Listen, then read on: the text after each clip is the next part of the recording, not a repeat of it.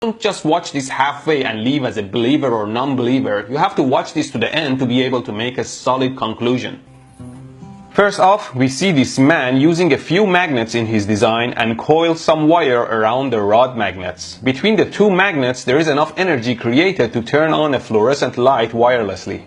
Of course, this is a simple concept. We all know that magnets hold potential magnetic energy that we just need to convert into electric energy. I don't have the exact same magnets, but I think I can do better. See, I have two bigger magnets like this that are connected to a series of smaller magnets, and so the field of the big magnet is focused through the rod magnet. And the tiny magnets have alternating magnetic fields north-south, north-south. Now I'm going to slide some coil on top of the rod magnet. And as we know, magnetic field passing through a coil creates electricity. Especially here that I have alternating magnetic fields amplified by the field coming from the big magnet. The large alternating fields create large AC energy across the coil, which doesn't have anywhere to go, and so the unloaded voltage across the coil just rises significantly. With my setup, one of these would be enough, but the two would make a more uniform electric field at the center. As I've shown in my previous videos, a fluorescent light in proximity with high voltage starts to glow, because very high voltage excites the mercury vapor in the bulb and creates light. In the next video, we have a few wires wound and coiled in a specific way to help capture the available electricity in the atmosphere. When magnets inserted into the coil, it focuses the captured energy enough to power a circuit. Of course, we know there is around 100 volts of potential voltage in the atmosphere per every meter of distance from Earth, as stated in the great Professor Feynman's lectures in Caltech University, with up to 400,000 volts from Earth to the top of the atmosphere. 100 volt per meter is huge. All we need is a proper antenna like this to pick those floating charges to create a power source. And again, we have our alternating magnetic fields in the coil to start a resonance with the captured atmospheric energy to provide a strong AC voltage. Here I'm using a low power LED light because still the captured energy is not that huge. And if I insert the magnets into the coils, as soon as it starts resonating, there, we have a shining light. Now there are different ways to wind wires around magnets for the same result. Like in this video, we have a different combination of windings and magnet form factor. But as you see, in most cases we need a pair of magnets to maximize the resonance. Here I kind of did the same thing. Two big magnet piles on both sides of a bunch of tiny alternating magnets and a coil around them. And if I'm careful not to shock myself, I should be able to turn it on. There you go. Another method is to also add the available acoustic energy in the air to the mix. There is noise in the air, so we might as well use it. This guy uses a speaker and a coil around the base of the lamp to do this in a simple way. I also put a coil around the base of my lamp, connecting it to the contacts. Here I have a bigger speaker with a similar inductor soldered to its output. Of course, the speaker has its own coil and magnet that creates electricity with the acoustic vibrations, which is amplified by this additional inductor. Now, like a step-up transformer, the high voltage energy from this primary coil is transferred to the secondary coil around the lamp if they are close enough, and the lamp turns on like this. Here, as many have done it, we have the looping cables of the power bar generating energy. It seems it is feeding energy into itself, which is a wrong assumption. When we have an extension cord like this looping into itself, we are creating an inductor. If I zap the prong with a burst of energy, I'm sending a very short pulse of current through the wire. The current going through the loop generates a magnetic field with a direction that follows the right-hand rule, and the field generated from one loop penetrates all the loops. So like an auto transformer, one loop of primary can generate much higher voltage on multiple loops of secondary. And imagine the same current is running through every loop, so each loop has the same effect on the entire coil, which means much higher energy compared to the initial spark, such that it can turn on a light.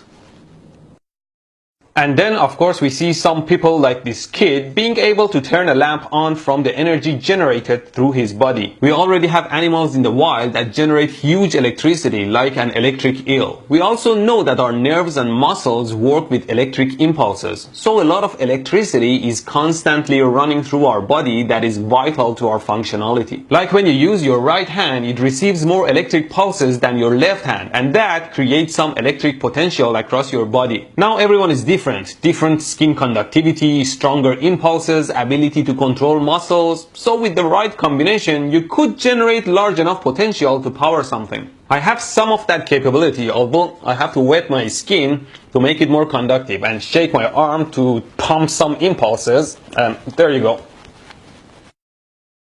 And last but not the least, we have a computer fan with magnets glued on the blade, and a bigger magnet close enough to push or pull the tiny magnets to rotate the blade. And of course, a turning motor generates electricity. I have built a fan here, and you can see that the streaming fields of the big magnet affect the smaller magnet. And if I leave it in the right spot around here, it starts turning. And of course, a turning motor is a generator, and if I can figure out which wires are the output, oh, there you go, I can turn on the lamp. Lies. It was all lies.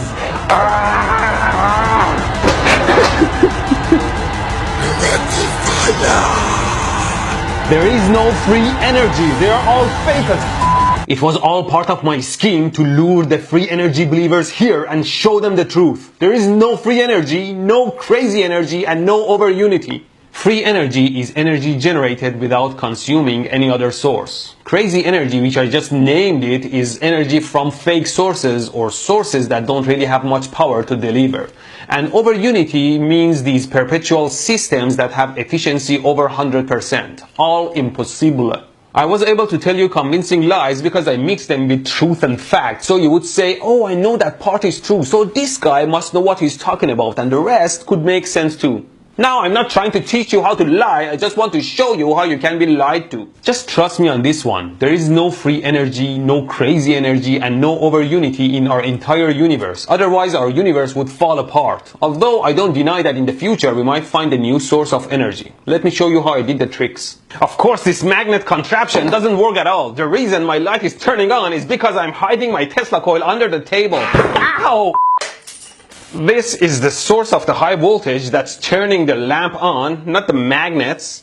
Electric, magnetic, or gravity fields in a stationary object are stationary. They don't move or stream out. Only when a magnet moves, it sends waves of magnetic field through the universe that can create electricity through a coil. So a stationary magnet with respect to coil doesn't create any electricity. For all the other tricks I did here, there is one common factor, and that's a well-hidden battery. In my case, the battery is in the lamp, if you can see it here, and the lamp turns on if I short its contacts.